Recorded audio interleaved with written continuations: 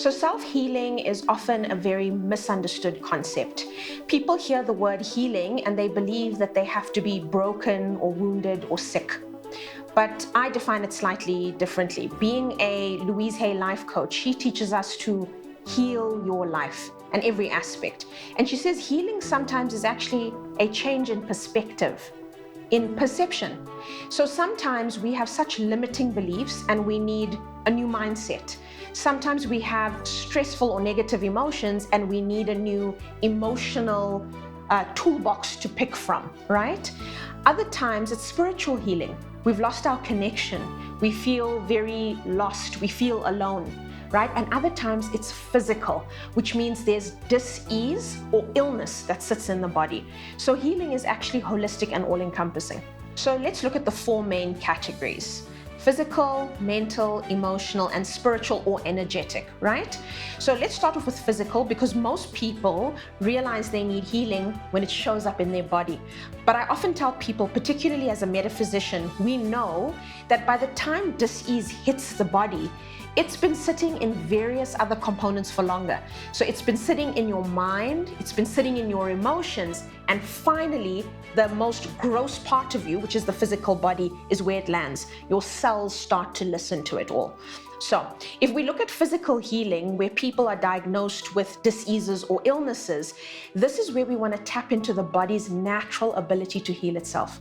I always tell my clients, you were born with an inbuilt healing system, and it's called your immune system, right? And if we look after it well, regardless of what virus or bacteria shows up, you have an intelligence that knows exactly what to do with it. So we get the component of physical healing, and that's your physical health. It's what you eat, it's what you drink, it's how you sleep, and it's how you manage your immune system, okay? Then we get into mental healing. Now this has become very prevalent because of the mental health issue.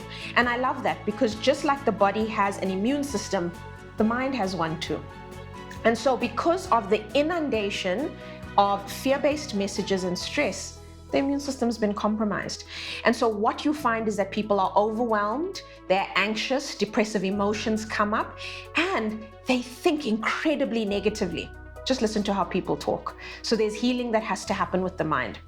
Then we go into emotional healing, and this is really about a person's feeling state, emotional state, and mood. And then finally, we get spiritual or energetic healing.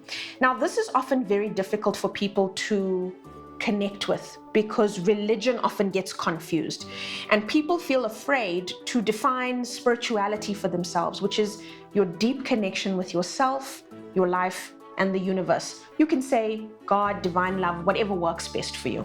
And this usually lets you know when we can almost feel that our energy is not quite right. We get a heaviness in our aura. We don't have enough motivation like we used to. We might feel like things are always going wrong in our life. So it often is difficult to find help, but there are techniques to get healing in all those areas. So for self-healing, I'll always take a client through, firstly, their environment. Whatever space you have, this will work.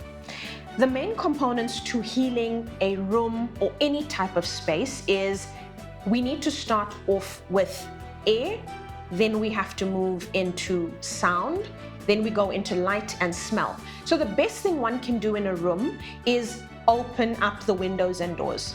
Get some fresh air moving so that anything that is stuck or stale gets moved out. Almost think about an old musty house. You want to get good energy and good flow in. Next thing we want to do is about lighting. Get some natural light into a space. Open up the curtains and blinds. Get sunshine into a room, right? If you don't have that, light a candle. Next thing is sound. Here, I recommend people use the power of the internet, really. There is so many beautiful chants, prayers, and sounds, whether it's singing bowls or chanting meditations or mantras. When meditative music and sounds, regardless of the culture, is actually played, the sound actually shifts the energy within a room. And finally, it's about scent. Our olfactory system, which is a very powerful memory trigger, can be really beneficial to healing. So if you light some agravati or incense, perhaps you have Palo Santo or sage, or even African Mpepu that's used, that type of smell or fragrance can usually shift energy within a room. So these are some of the practical ways you can get self-healing started wherever you are.